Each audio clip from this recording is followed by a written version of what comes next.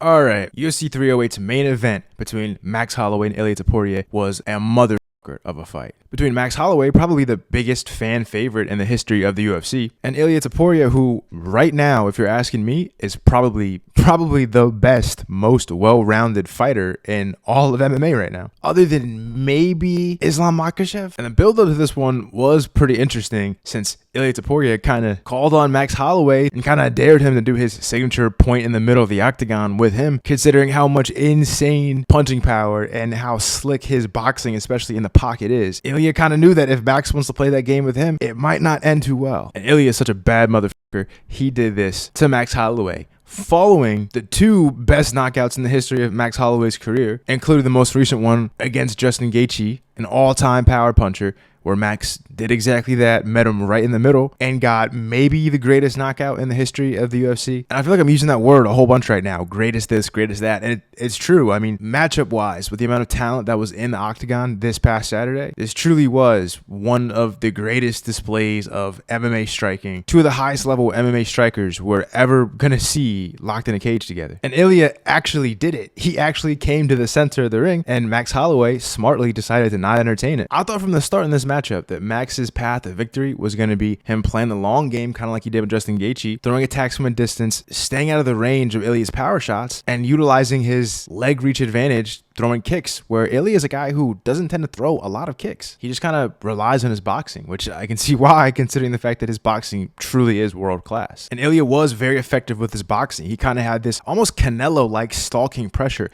constantly coming forward with his hands up, looking for the most effective, most powerful shots that are going to land. And the crazy thing is, the farther this fight went on, I thought Max was starting to get more and more into his own rhythm, utilizing a nice long jab, staying out of range, but Ilia was steadfast in his approach, and with Ilia constantly taking control of the center of the octagon, constantly going forward, it just kind of felt like it was a matter of time before Max wasn't going to be able to keep that distance. Ilia was able to capitalize off of the pocket exchanges, backing Max up closer and closer to the cage until he was able to land one hell of a left hook, putting Max Holloway down for the first time in his career and knocking him out for the first time in his career. One thing to keep in mind is I think that through everything Max has gone through all the gained experience that he has from the fights against Volk, the fights against Dustin, on and on, this probably was the best, if not one of the best versions of Max Holloway we're going to see. And keep in mind, this is a guy that was in there against Conor McGregor, was in there against Dustin Poirier, was in there against Justin Gaethje, and none of those guys were able to knock him down, let alone knock him out. And this guy, Ilia Topuria, a 145er,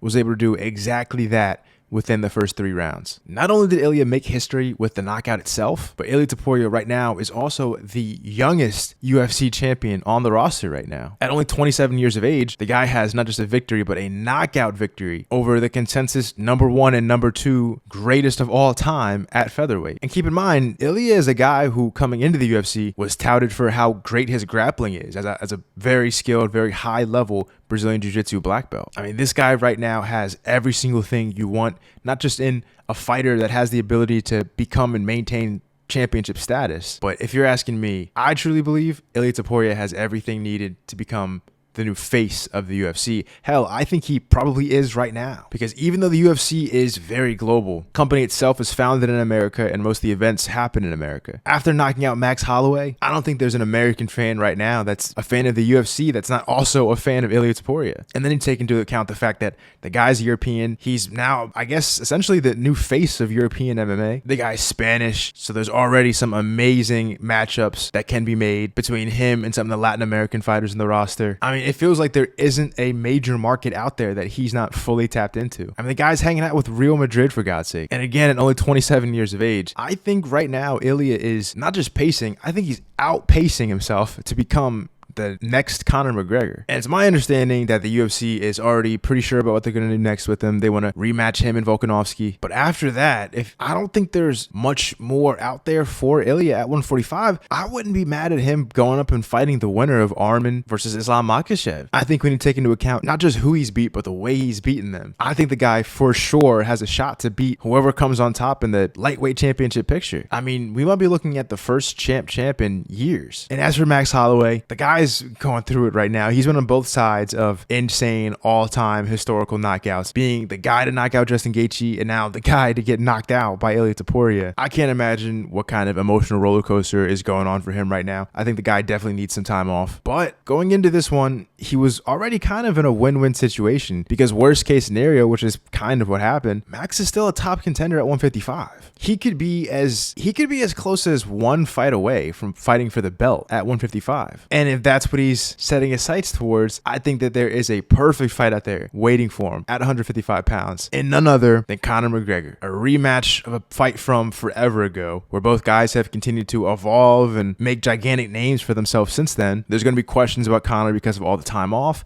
but there's going to be questions about Max after getting knocked out for the first time in his career and going up against Conor, who is another power puncher. It's a super fun fight, a fight that could happen on the feet. Hell, with Dana getting involved with Zuffa boxing, I wouldn't be mad at if it was just a boxing match. I think Max Holloway has positioned himself very beautifully to where no matter what he does next, it's going to be a big deal and everyone's going to tune in, whether he's the 145-pound champ or not. So in conclusion, I mean, it's not a good day to be a Max Holloway fan, but at the end of the day, both these guys are coming on top in their own ways, and I'm very excited to see what happens next for both of them. Let me know in the comments below what you guys think about this fight, and what do you think is next for both Max Holloway and Ilia Topuria, because I think that they're both in a situation where it's nothing short of super fights for either one of them. Thanks for watching.